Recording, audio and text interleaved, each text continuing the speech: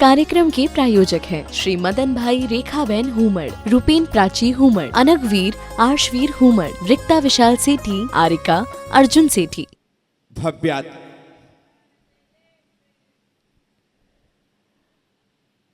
उत्तम ब्रह्मचर्य मन आनो, माता बहन सुता पहचान।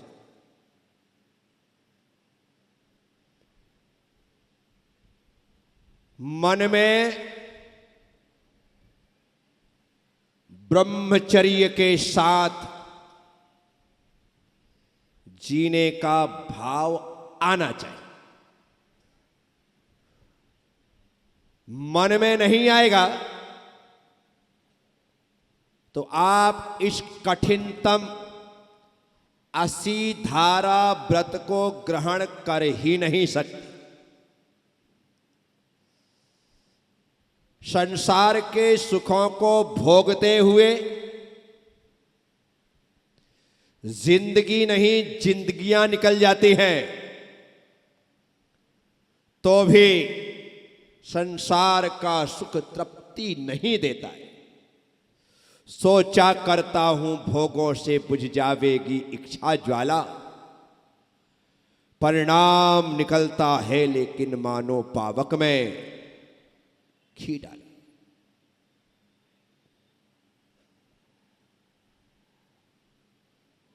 आचार्य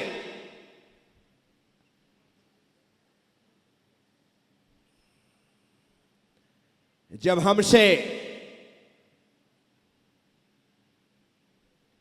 किसी व्रत को ग्रहण करने के लिए कहते हैं तो उस व्रत का फायदा, उसका लाभ बतलाते। क्यों? क्योंकि हम पनिया के बेटे हैं। सारे सौदे लाभ को देख करके ही करते।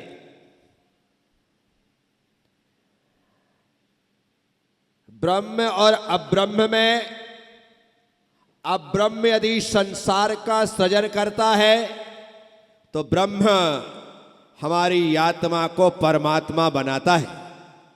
तो आत्मा को परमात्मा बनाने के लिए अपनी ऊर्जा को ऊर्ध्वगामी बनाना आवश्यक है। जब तक हमारी अधोगामी ऊर्जा ऊर्ध्वारोहण नहीं करेगी तब तक हमारी आंतरिक शक्ति का जागरण नहीं होगा। देखो, एनर्जी एक ही है, ऊर्जा एक ही है। आप उसका उपयोग सेक्स में करते हैं या समाधि में, ये आपके ऊपर है। आप काम में करते हैं या राम में, आपका निर्णय है। आप उस एनर्जी का उपयोग किस प्रकार से करना चाहिए। जब अधोगामी हो जाती है तो संसार का सृजन होता है, ऊर्ध्वगामी हो जाती है तो परमात्मा का सृजन होता है क्या? इसके अलावा कुछ भी नहीं है। ध्यान के माध्यम से ऊर्जा को ऊर्ध्वगामी बनाया जाता है। आपको यदि ब्रह्मचर्य की साधना करनी है तो प्रतिदिन रात में सोने से पहले 7 बार ओमकार की ध्वनि किया कर। ओमकार की ध्वनि जब 7 बार होती है तो हमारी नाभि के नीचे जो ऊर्जा का केंद्र है वह ऊर्जा ऊर्ध्वगामी होते हुए हमारे सहस्त्रार तक पहुंच जाती है। और जब सहस्त्रार तक पहुंच जाती है तो वह ऊर्जा कभी भी वासना को पैदा नहीं करती है, वह ऊर्जा प्रार्थना को ही पैदा करती है। उसे ऊर्ध्वगामी बनाना पड़ेगा।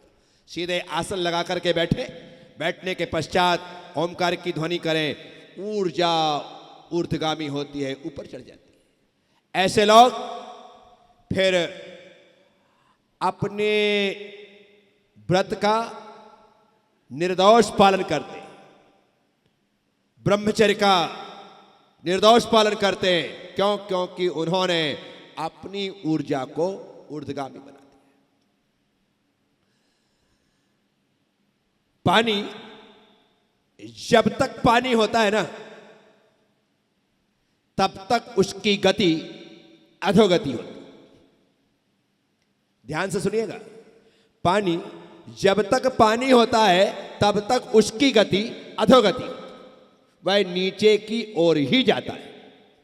लेकिन पानी जब भाप बन जाता है, वाष्प बन जाता है, तो वह ऊर्ध्वगामी हो जाता है, उड़ने लग जाता है। बस ऐसे ही हमारी ऊर्जा के साथ जब तक वह पानी के रूप में है वह संसार का सृजन करती है। लेकिन जैसे ही तपस्या के माध्यम से, ब्रह्मचर्य के माध्यम से वह ऊर्जा वाष्प का रूप लेती है, तो ऊर्ध्वगामी बन करके हमारे आज्ञा चक्र और सहस्त्रार्थ को भी उद्घाटित कर देती है, जो हमारे केवल ज्ञान में कारण भी बन जाती है। इसीलिए हमें अपनी ऊर्जा को ऊपर चढ़ाना है। पानी को ऊपर चढ़ाने के लिए यंत्र चाहिए। पानी को ऊपर चढ़ाने के लिए आपके घरों में नल के कनेक्शन है और आपके तीसरे माले में टंकी है, लेकिन उस टंकी तक पानी को पहुंचाने के लिए यंत्र की, मशीन की आवश्यकता पड़ती है। मशीन लगेगी तो पानी ऊपर टंकी तक पहुंच जाएगा। जिस प्रकार से पानी को ऊपर पहुंचाने के लिए यंत्र की आवश्यकता होती है, उसी तरह से अपनी ऊर्जा को ऊर्ध्वगामी बनाने के लिए मंत्र की आवश्यकता होती है। जो ओमकार और नमोकार का सहारा लेते हैं, उनकी ऊर्जा ऊर्ध्वगामी होने लगती है। ये करना पड़ेगा। एक समय आने पर व्यक्ति को सांसारिक सुखों को छोड़ करके आध्यात्मिक सुख की ओर अग्रसित हो जाना चाहिए। मैंने अभी कहा था ना, सोचा करता हूं भोगों से बुझ जावेगी इच्छा ज्वाला, परिणाम निकलता है लेकिन मानो पावक में। आप संसार के सुखों को कितना भी भोगे, 5 इंद्रिय के जो विषय है ना, इनको भोगने के पश्चात भूख खत्म नहीं होती। हम कब से खा रहे हैं और अभी तक हिसाब किताब लगाओ तो कितना खा चुके होंगे। रोज की 4 रोटी मानो,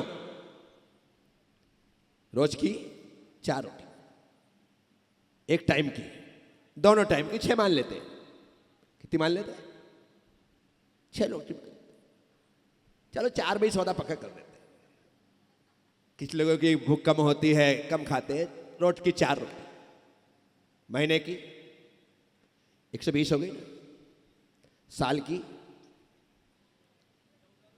है 1440 हो गई, साल की 1440 हो गई। ठीक है, ये सिर्फ रोटी की बात है, अटरम शटरम की नहीं है। साल की 1440, 50 साल के हो गए, थोड़ा इंटू कर देना, 72,000। अच्छा फास्ट भाई, तरह तो फंडा तो क्या 72,000। 50 साल में यदि अपन यदि 50 साल के हो गए तो 72,000 रोटी तो कम से कम खा चुके। ये रोटी चावल आदि छोड़ो, यदि हम रोज का 100 ग्राम चावल लगा लें तो इस हिसाब से आप मल्टीप्लाई करो। पानी आप रोज का 2 लीटर लगा लें तो आप उसे मल्टीप्लाई करो, करते जाना। इतना खाने के बाद तृप्ति मिली क्या? रात में भरपेट खा के सोते, सुबह फिर भूखे के भूखे। ला भाई, ला भाई, कमाल कर दिया। इतना खाने के बाद भी इतना सा गड्ढा तुमसे भरा नहीं जा रहा है। कितना सा गड्ढा है? छोटा सा गड्ढा है, भरा नहीं जा रहा है। 72,000 रोटियां हो गई 50 साल की। विचार करो, ये तो कम से कम लगाया, और कभी तुम डट के बैठ जाओ तो भगवान ही मालिक है। साथियों, कितनी चाय पी ली, कितना दूध पी लिया, कितना तेल खा लिया, कितना घी खा लिया, आज तक तृप्ति नहीं हुई और ना होने वाली है। हम तो भूखे के भूखे ही मरने वाले हैं, ऐसे ही चले जाने वाले। क्यों? क्योंकि तृप्ति नहीं होगी। साथियों, इसलिए मैं कहता हूं तपस्या पर चित्त लगाना। भोजन करने से पेट नहीं भरता कैलाश, उपवास करो तो भरता है, उल्टा है, इसका गेम ही अलग प्रकार का है। क्या ये भूखे रहो तो भर जाता है, और खाते रहो तो बार बार कहता है और लाओ और लाओ और दो। देखना कल से आप, आज तक कोई इच्छा नहीं है, कल से तो दिन भर लगेगा कि कुछ तो चटपटा दे दे। खाना मत। 10 उपवास वालों को कम से कम 5 से 7 दिन तक खटाई और मिर्ची से 100% परहेज करना चाहिए। खटाई जो है वो शरीर को फुला देती है, और मिर्ची जो है वो पेट में जलन आदि करके खुजली आदि पैदा कर देती है। इसलिए इनसे 5-7 दिन तो कम से कम परहेज करना चाहिए। बाकी आप दुनिया की चीज आप खाते हो, कोई तकलीफ नहीं, सबके अपने अपने प्रकार से पाचन शक्ति होती है। लेकिन मैं सबको सजेशन देता हूं, मिर्ची से और खटाई से आपको विशेष। खटाई का मतलब है इमली और अमचूर। इमली और मेन खटाई। नींबू वो खटाई में नहीं आता है जिस प्रकार से बोला जाता है, लेकिन इमली और अमचूर जो है ये बहुत ज़्यादा दुखदाई है। नींबू भी आपने यदि थोड़ा ज़्यादा ले लिया तो तकलीफ है। नींबू लेना है तो उसे आप 2 टुकड़े कर लो, उसमें थोड़ी सी काली मिर्च डाल दो और उसे अंगार में रख करके गर्म कर लो, और उसके बाद यदि लेते हो तो उसकी तासीर एकदम शानदार हो जाएगी, तुम्हारे लिए फ़ायदेमंद भी हो सकता है, हो जाएगा। इसलिए सीधे ना ले तो ज़्यादा बेहतर है। तो मैं आप सबसे कह रहा हूं कि उपवास में ही तृप्ति है। भोजन करते करते तो जिंदगी निकल जाती है। ये 10 दिन आपकी आराधना के दिन, ये 10 दिन आपके साधना के। गुजरात में तपस्या का बहुत महत्व है, बहुत ज्यादा। मैं वहां पर रहा, यानी कि तपस्वियों को दोपहर में पानी पिलाना हो तो उसमें होड़ लगती कि आज तो पानी हम पिलाएंगे, हमारा परिवार पिलाएगा, हमें लाभ लेना चाहे, तो उसमें होड़ लगती गुजरात। इसके अलावा किसी ने उपवास परिवार में किया है, ओहो हो, उसकी सेवा शुश्रूषा भैया वृत्ति, उसकी अनुमोदना और उसके पारणा में 1760 काम छोड़ करके वहां पर पहुंचे। इतना महत्व है। मैंने गुजरात में इस मामले को बहुत ज्यादा, तो ये होना चाहिए। तपस्या कोई सामान्य प्रक्रिया नहीं है। हमसे एक टाइम की चाय नहीं छूटती। इन्होंने 10 दिन भोजन को छोड़ा है और संयममय जीवन जिया है। कोई सामान्य प्रक्रिया नहीं, बहुत कठिन कार्य है साथियों। ये विनस, इसने 10 उपवास की। खड़ा होना बेटा एक बार। हाइट में बहुत ज्यादा है, इससे बड़ी हाइट पूरे पंडाल में किसी की नहीं। सुबह 2 घंटे पढ़ाना, शाम को 3 घंटे पढ़ाना और 10 उपवास करना, ये कोई सामान्य बात नहीं होती है, ये बहुत बड़ी बात है। और उसमें भी भागम भाग, दौड़ धूप, आहार देना, सब कुछ करना। तो ये आत्मशक्ति कहाँ से आई? कल सुबह से देखना, इसका जो खाना प्रारंभ होगा ना, तुमको हाथ पकड़ना पड़ेगा कि बस कर भैया। और 10 दिन ऐसे कठिन तपस्या में हैं, तो आप विचार करके चलो। मन में आ गया ना तो कठिन से कठिन व्रत ग्रहण किए जा सकते हैं, ग्रहण किए। साथियों, मैं आप सबसे, तो भोजन करने से तृप्ति, त्याग करने में ही तृप्ति है। तुम्हारा पेट भोजन करके नहीं भर सकता। जब भी भरेगा ये उपवास से ही भरेगा। आपको पता है, जो तीर्थंकर भगवान होते हैं उनका जो चारित्र होता है उसे वर्धमान चारित्र कहते हैं। क्या कहते हैं? बोलो, क्या कहते हैं कैलाश? वर्धमान चारित्र कहते हैं। और वर्धमान चारित्र का जो नियम है उसमें हर एक चर्या का पालन पिछली चर्या से बढ़ करके किया जाता है, घट करके नहीं होगा। यदि उन्होंने 6 महीने बाद पहला आहार लिया तो अब दूसरा आहार 6 महीने 1 दिन बाद ही लेंगे। अब ऐसा नहीं कि भाई कल ले लेते हैं। भगवान वृषभदेव ने यदि 13 महीने 8 दिन बाद पहला आहार लिया तो उनका दूसरा आहार 13 महीने 9 दिन बाद ही हुआ। क्या हुआ? इतने दिन वो आहार करेंगे ही नहीं। वर्धमान चारित्र की विशेषता है कि जितने दिन के बाद आहार होता है उससे बढ़ करके ही दूसरा आहार लेंगे, अन्यथा पहले लेंगे ही नहीं। अब लगा लो, भगवान के 1-1 साल का उपवास तो हर आहार के बाद हुआ ही 13-13 महीने का।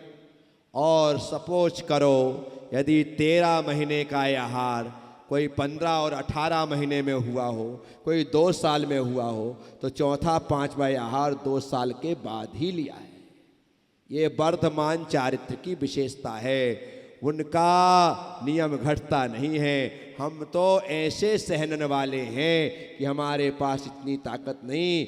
10 उपवास कर लिए, अब कोई अगली चतुर्दशी को 1 उपवास करने के लिए कहे तो कोई करेगा क्या? बस भैया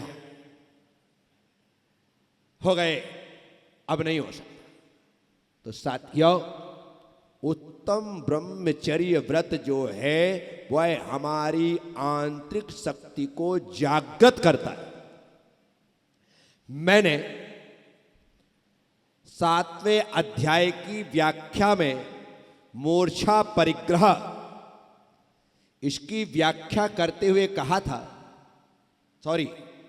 मैथुनम ब्रह्म, इसकी व्याख्या करते हुए कहा था, अब्रह्म का अर्थ है शरीर। अब्रह्म का अर्थ है शरीर और ब्रह्म का अर्थ है आत्मा। ब्रह्म का अर्थ है आत्मा। जो शरीर से शरीर का जो मिलन है वो अब्रह्म है, और आत्मा से जो आत्मा का मिलन है वह ब्रह्म है। इसलिए आचार्यों ने डेफिनेशन दी, ब्रह्मे आत्मानं चरति इति ब्रह्मचर्या। इस कार्यक्रम के प्रायोजक हैं श्री मदन भाई रेखाबेन हुमड़, रूपेन प्राची हुमड़, अनगवीर आर्शवीर हुमड़, रिक्ता विशाल सेठी, आरिका अर्जुन सेठी।